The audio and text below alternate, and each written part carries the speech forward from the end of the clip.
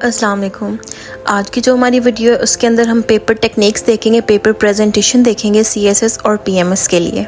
मैंने different students के papers compile करके ये वीडियो बनाई है। उम्मीद करती हूँ आपको इस वीडियो से काफ़ी हेल्प आउट होगी। सबसे पहले हमारे पास कंपलसरी में एक सब्जेक्ट होता है इस्लामियात। अगर हम इस्लामियात को देखें तो इस्लामियात के हमारे पास दो पेपर प्रेजेंटेशन है। एक तो है कि अगर हम उसके जो जैसे इंग्लिश एसे में हम पहले आउटलाइन बना लेते हैं, अगर हम पहले आउटलाइन बना के उसको आगे अपने पेपर को रिप्रेजेंट करें, एक वो भी मेथड यूज़ होता है। एक होता है कि आप सिंपल तारुफ के साथ इसको डायरेक्ट आप तारुफ से भी हम इसको स्टार्ट कर सकते हैं। तारुफ के बाद नेक्स्ट हेडिंग हमारी हमेशा होती है इस्लामियत में मायने और मफहूम। उसके बाद थर्ड हेडिंग पे हम डायरेक्ट जो क्वेश्चन होता है उस क्वेश्चन को हिट करते हैं कि उस क्वेश्चन में जो मांगा हुआ है उसके मुताबिक हम थर्ड हेडिंग को अपने रिप्रेजेंट करते हैं। इस्लामियत में हमेशा क्वेश्चन को आप कुरान और अहादीस से के रेफरेंस से आप बताएंगे, उनको अपने पॉइंट्स जो हैं उनको प्रूव करेंगे। पहले तो आपको कोशिश करनी चाहिए अगर आप कुरान का रेफरेंस दे रहे हैं तो आप उसकी अरबी याद कर लें। अगर आपको अरबी अप्रोप्रिएट और सही तरीके वाली याद है तो ही आप उसको लिखें, गलत अरबी से अवॉइड करें। इसी तरीके से हमारे पास कंपल्सरी में दूसरे सब्जेक्ट्स आ जाता है जिसमें करंट अफेयर, पाकिस्तान अफेयर आ जाता है, जिसकी पेपर टेक्निक सेम है। Paper technique, paper presentation same है जिसकी। लाइक हमने कोई भी बात करनी है, कोई भी हमने अपना पॉइंट बताना है उनको, अगर हम उसको फ्लो चार्ट में या हम डायग्राम के थ्रू, मैप के थ्रू, हम इसके थ्रू जब आप बताएंगे तो हमारी पिक्टोरियल रिप्रेजेंटेशन जब हो रही होगी पेपर में तो वो बहुत आई कैचिंग होती है। हमने अगर कोई डिफरेंस बताना है दो चीज़ों का तो हम उसको टेबुलर फॉर्म में बता सकते हैं। हम उसको जब टेबुलर फॉर्म में हम डिफरेंस लिखेंगे तो वो एक अलग तरीके से प्रेजेंटेशन दे रही होती है आपके पेपर की। और जब आप एक पेज के ऊपर बड़ी डायग्राम बनाएंगे, अच्छी हाईलाइट की हुई डायग्राम बनाएंगे और उसकी आप थोड़ी सी एक्सप्लेनेशन नीचे लिख देंगे तो जब एग्जामिनर चेक करने वाला वो पेपर आपका टर्न करेगा तो उसकी सबसे पहली नज़र उस बड़ी डायग्राम के ऊपर पड़ेगी। और जब उसको डायग्राम सही लगेगी तो उसको नीचे जो आपने लिखा है उस पर जाने की ज़रूरत ही नहीं पड़ेगी, वो आपको डायग्राम के ऊपर मार्क। देखिए ये जो हमारे सामने पेपर्स गुजरे इसमें कितने खूबसूरत तरीके से उन्होंने ब्लैक मार्कर को यूज़ किया है और कितने अच्छे से हेडिंग्स लिखी हैं। फिर उसके बाद ब्लू मार्कर के साथ हर एक वो चीज़ उन्होंने लिखी है जो मोस्ट इंपॉर्टेंट है। यहाँ पे आपने भी पेपर में अपने ब्लैक मार्कर, ब्लू मार्कर का यूज़ रखना है और डायग्राम्स भी इस तरीके से बनाने हैं कि अगर एग्जामिनर पेज टर्न करता है तो उसकी नज़र फ़ौरन आपके डायग्राम के ऊपर पड़े।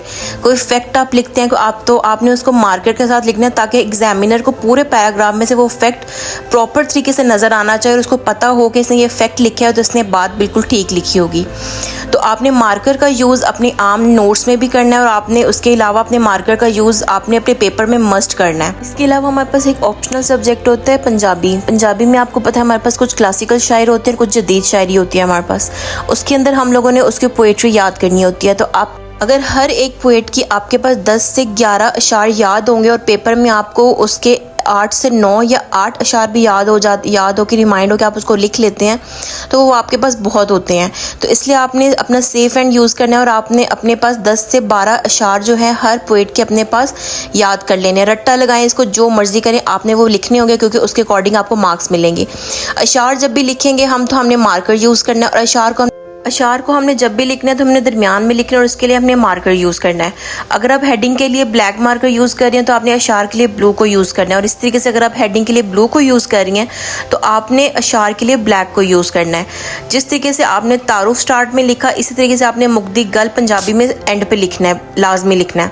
इसी तरीके से हम इस्लामियात में भी करते हैं कि हमने तारुफ और हमने खुलासा वहाँ वो हमने एंड पे हेडिंग्स लिखनी होती है। जिस तरीके से हम पाकिस्तान अफेयर और करंट अफेयर में इंट्रोडक्शन और हम कंक्लूजन पर चले जाते हैं।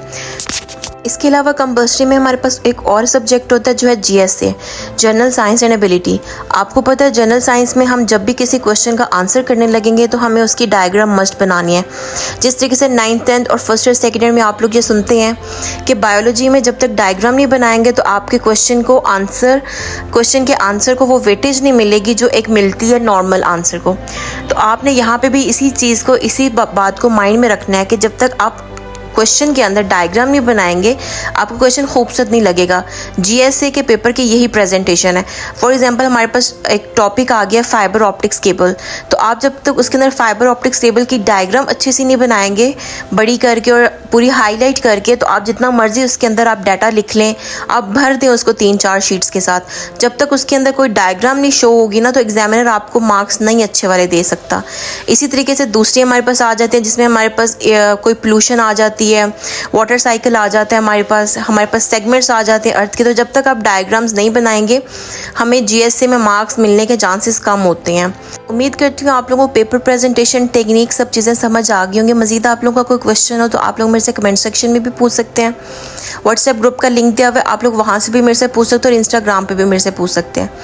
बाकी वीडियो को लाइक कर दे, चैनल को सब्सक्राइब कर दे और शेयर कर दे। दुआ में याद रखिएगा। अल्लाह हाफिज़।